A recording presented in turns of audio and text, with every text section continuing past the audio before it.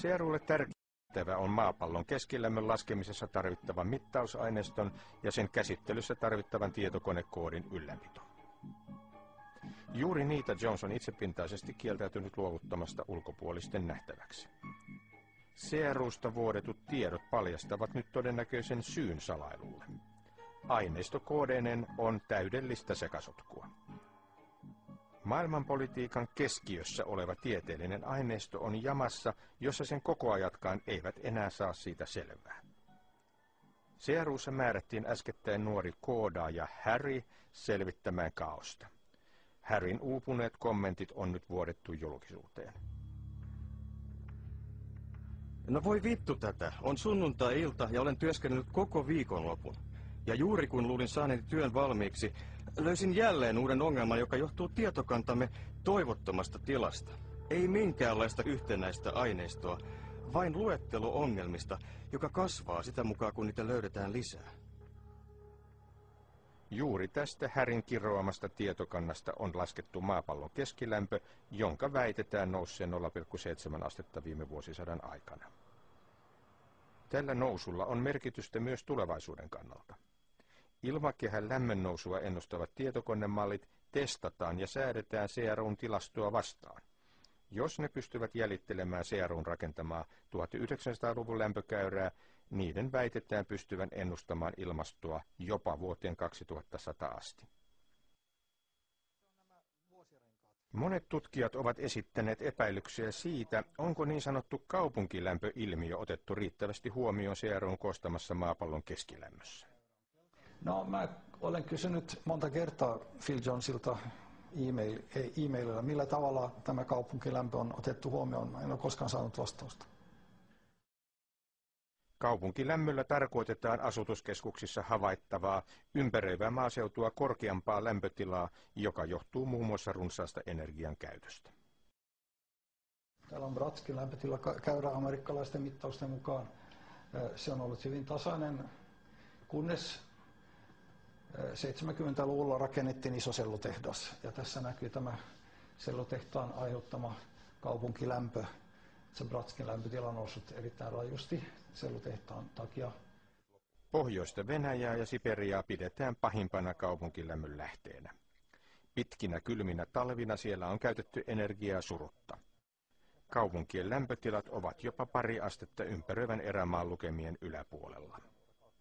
Sitten mennään Jakutskiin, joka on 60-luvun saakka oli tämmöinen vankileiri takapajula, ei mitään teollista toimintaa. Sitten alkoi tämä kehitys, lämpö näkyy aivan selvästi tässä Jakutskin lämpenemisessä. Ilmiö toistuu kaupunki kaupungilta Pohjois-Venäjällä. Mahtavia lätkämailoja viimeisten 50 vuoden ajalta. Mutta kun menemme maaseudun sääasemille, kuva muuttuu toiseksi. Zardjan, lämmin 30-luku, lämmin nykypäivä, välillä kylmää. Diksonin saari Jäämerellä, ei merkittävää lämpenemistä, 30-luku paljon lämpimämpi kuin nykyaika. Dudinka, sama ilmiö. Pohjoisin Suomi muistuttaa Siperiaa. Helsingin yliopiston Kilpisjärven tutkimusaseman johtaja professori Antero Järvinen on tutkinut arktista luontoa 40 vuoden ajan.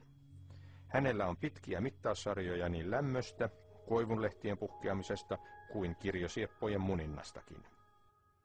Niin, nämä eivät kyllä osoita juuri minkäänlaista lämpenemistä, mutta ei kylmenemistä, että se on se ikään kuin status quo, eli entinen tilanne, mikä on vallinnut vuosikymmeniä, niin se vallitsisi edelleenkin. Että jos sieltä haluaa jonkun lyhyemmän pätkän poimia, niin sieltä jokainen löytää sitten omia mieltymyksiään tukevan näkemyksen, mutta jos sen koko havaintosarjan katsoo, niin siellä ei näe mitään dramaattista. Ja sama näyttäisi pätevän huippuvuorille, että mitään isoa ei ole tapahtumassa. Pohjois-Venäjän erämaiden säähavaintoasemat toistavat käyrää, joka on nähtävissä myös Suomen Sodankylässä. Lämmin 30-luku, sitten kylmenevää, 70-luvulta lähtien lämpenevää, mutta ei niin lämpimäksi kuin ennen sotia. Mutta kaupunkilämpö on saastuttanut pahasti Venäjän lämpömittaukset, samoin Kiinan. Miten professori Jones ja CRU ovat ottaneet sen huomioon maailmanlaajuisen lämpötilan laskennassa? Tuskin lainkaan. Vuodossa paljastui Jonesin viesti, jossa hän kertoo, että heidän ainoa tapansa korjata kaupunkilämpöä on poistaa sen saastuttama sääasema kokonaan koosteesta.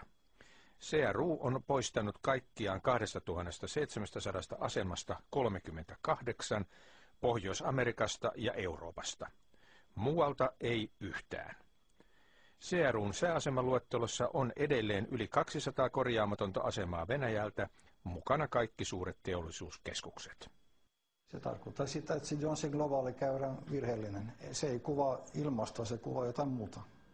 Jopa IPCC on myöntänyt, että viime vuosisadan 0,7 asteen lämmönnoususta huomattava osa johtui luonnollisesta vaihtelusta. Ihmisen osuudeksi siitä voidaan panna ehkä puolet, mutta kaupunkilämmön vuoksi kasvihuonekaasujen syyksi jää ehkä vain muutama asteen 10-osa. Pelkkien hiilidioksidipäästöjen vaikutus ilmastoon voi olla niin pieni, että se hukkuu mittavirheisiin. Voi olla, että aurinko sittenkin dominoi ilmastonmuutosta, vaikka sen suora lämpösäteily ei riitäkään aiheuttamaan suuria muutoksia. On mielenkiintoista nyt nähdä siis se, että onko aurinkotuuliperäiset ilmastovaikutukset ne kaikkein tärkeimmät. Se oli se suuri yllätys, erittäin suuri yllätys ilmastotieteilijöille, mutta niin voi edelleenkin olla. Jos niin on, niin silloin ilmastonmuutos voisi olla ihan ratkaisevasti aurinkoperäistä. Lopullinen totuus CRUn tietovuodosta tai murrosta saattaa paljastua vasta ensi keväänä, kun Britanniassa käynnistynyt selvitystyö valmistuu. Tietovuotoa tutkii myös Norfolkin poliisipiiri. Selvityksen alla on myös se, onko professori Jones syyllistynyt julkisuuslain rikkomiseen. Jones on hyllyttänyt itsensä tutkimusten ajaksi. Yhdysvalloissa skandaali on aiheuttanut sen, että Penn Staten yliopisto on käynnistänyt tutkinnan maailmankuulun professorinsa Michael Mannin toiminnasta. Skandaalin mittasuhteet saavuttanut Ilmastogate voi loppujen lopuksi edistää ilmastotieteen avoimuutta ja puhdistaa alan rivettynyttä mainetta.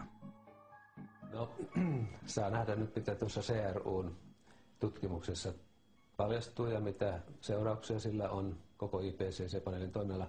Niin kuin totesin, niin olisin kovasti sitä mieltä, että IPCC-paneelin asiantuntemusta tulisi laajentaa avaruustutkimuksen asiantuntijoihin.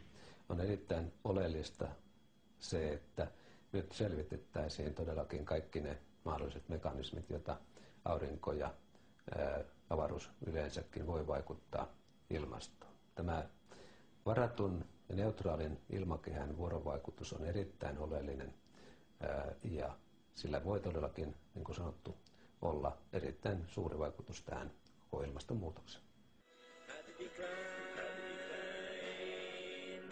Jos jotakin voisin toivoa, niin haluaisin ilmastonmuutoksen toteutuvan, jotta tiede voitaisiin osoittaa oikeaksi, seurauksista riippumatta.